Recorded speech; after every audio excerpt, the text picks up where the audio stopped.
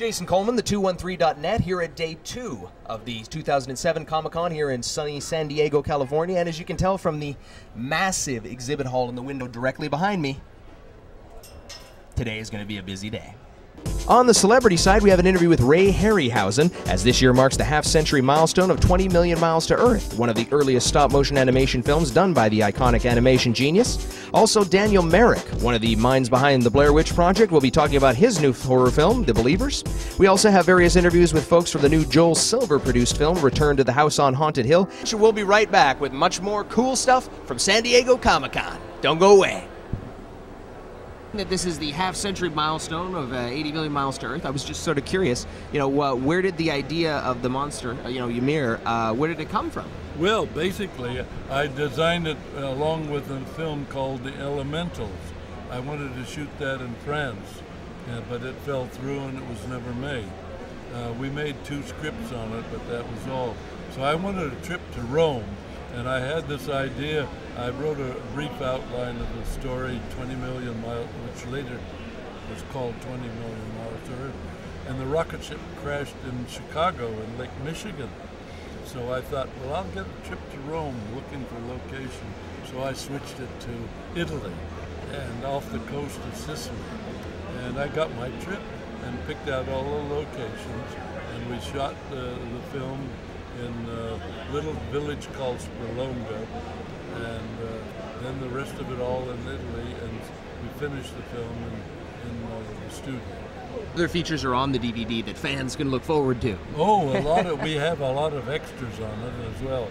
And we colorized earlier, we colorized She a couple of years ago. The old Marion Cooper picture, he wanted to shoot it in color.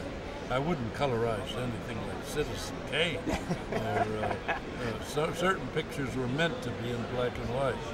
But as I say, at the time, shooting in color was very expensive, and we just couldn't. Fantasy wasn't that important at the time, so I'm glad that we've opened the door for all these fantasy films that are coming out now. They're even going back into the comic strip world as well. Yeah. Spider-Man, Superman. Absolutely. So now the skeleton battle in Jason and the Argonauts, classic scene. How hard was that scene to create? It was very hard, the skeleton sequence. It only lasted 5 minutes on the screen, but it took 4.5 months for me to put it together. We shot the live action when the actors were available in 2 weeks, I think. And then, but by the time I had to analyze every frame so that where the swords stopped, there was a skeleton there to meet it. So that took a lot of time. Wow. What would be the favorite Ray Harryhausen character that you worked on? Oh, I can't. The others get jealous if I if I favor one character. I like the more complicated ones like Medusa and the Hydra. This is me and Ray. Icon. Hope Baber and Julie Brown. Cool. And they're talking about the Warner Brothers panel that just came out. And so what was some of the cool stuff you saw there? Well, we saw a preview for The Invasion with Nicole Kidman, which I thought looked really interesting, and also a preview for a movie Whiteout, and it's takes place in Antarctica, and it's based off a book. But I thought that looked really interesting too. So. Well, let's take a look at your swag bag. What did they give you here? The Warner Brothers swag bag. They gave us these little flyer things, but we got 2 t-shirts. Yeah, nice. We got a t-shirt. This one's for Get Smart. Nice. And this is for Invasion with Nicole Kidman. Her movie looked really good. Very cool. Awesome. Lots of free swag, lots of movies. Jason Coleman for the213.net.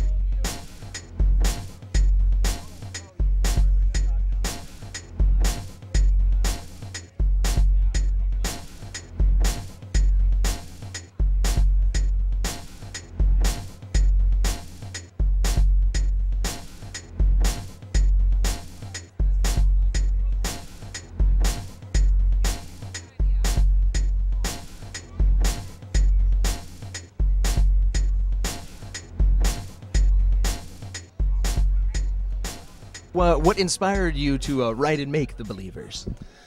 Well, The inspiration, I think, came from some of the research I was doing about cults, and you know, everything from Jim Jones to, you know, Heaven's Gate and all those things. I wanted to do a movie that kind of tapped into that, you know, those preconceptions that we have about cults, and maybe turn that on its head a little bit. So, you know, I came up with this idea about these two paramedics that kind of get kidnapped by this cult, and you know, what do? You know, and thought that'd be kind of a cool idea to play around with. And you know, I was curious. You know, obviously the Blair Witch Project had a sort of a great push from the internet, and I was just kind of curious. You know, how important is the internet still to you, to new movies that you're doing now?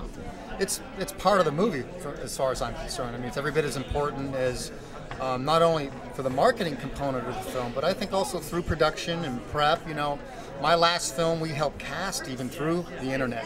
So we use the internet for all kinds of different things, and to me, it's just a part of the process that gets factored into making a movie now that is indispensable as editing or writing or anything else. So it's a huge part for me.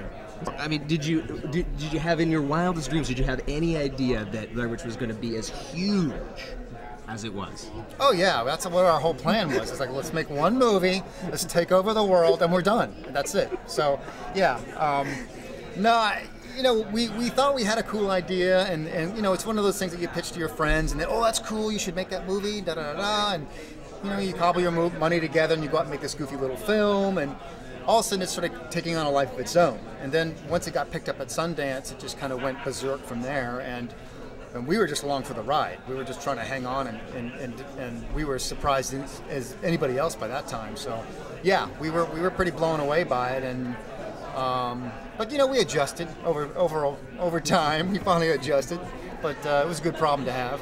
Hi, I'm Serena Vincent, and you're watching the213.net.